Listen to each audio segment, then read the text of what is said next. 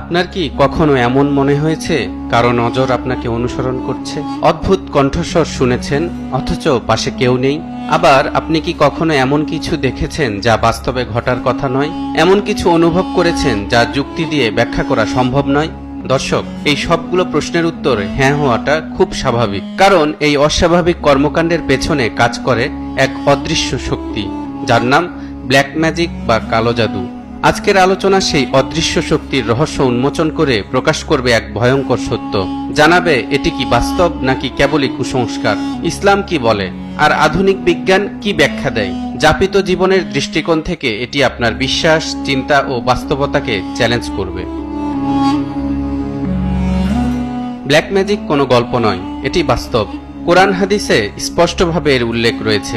আল্লাহ বলেন, واتبعوا ما تتلو الشياطين على ملك سليمان وما كفر سليمان ولكن الشياطين كفروا يعلمون الناس السحر وما أنزل على الملكين ببابل هاروت وماروت وما يعلمان من أحد حتى يقولا إنما نحن فتنة فلا تكفر। তারা ওই শাস্ত্রের অনুসরণ করল যা সুলাইমানের রাজত্বকালে শয়তানরা আবৃত্তি করত। সুলাইমান কুফরি করেনি, বরং শয়তানরাই কুফর করেছিল।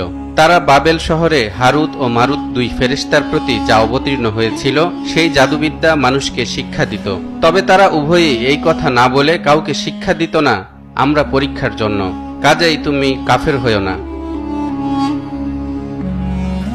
এই আয়াতে স্পষ্টভাবে বলা হয়েছে কালো জাদু বাস্তব, যা হযরত সুলাইমান আলাইহিস সালামের যুগে কিছু মানুষকে দুই ফেরেশতা শিখিয়েছিলেন পরীক্ষা করার জন্য। এমনকি রাসূলুল্লাহ সাল্লাল্লাহু আলাইহি ওয়াসাল্লাম নিজেও কালো জাদুর শিকার হয়েছিলেন। লাবিদ বিন আসাম নামের এক জাদুকর নরক খেজুর গাছের খোসার ভেতরে নবীজির চিরুনির এক টুকরা ও আঁচড়ানো চুল ঢুকিয়ে দিয়ে জারওয়ান নামক কূপের ভিতরে পাথর চাপা দিয়ে রাখে। আয়েশা রাদিয়াল্লাহু তাআলা আনহা বলেন, লাবিদ বিন আসাম ছিল ইহুদিদের মিত্র বনু জুরাইকের এক ব্যক্তি। অপর বর্ণনায় এসেছে, রাসূলুল্লাহ সাল্লাল্লাহু আলাইহি ওয়াসাল্লাম যখন কূপের ভেতর থেকে জাদুর উপকরণগুলো বের করলেন, তখন তার ভেতর একটি সুতা পাওয়া গেল যাতে 11টি গিঁট ছিল। জিবরাইল আলাইহিস সালাম সূরা নাস ও ফালাকের এক একটি আয়াত পড়ছিলেন আর এক একটি গিঁট খুলে যাচ্ছিল। সবগুলো গিঁট খুলে যাওয়ার পর রাসূলুল্লাহ সাল্লাল্লাহু আলাইহি ওয়াসাল্লাম সুস্থ বোধ করতে শুরু করেন। হাদিস গবেষকরা বলেন, নবী করিম সাল্লাল্লাহু আলাইহি ওয়াসাল্লামকে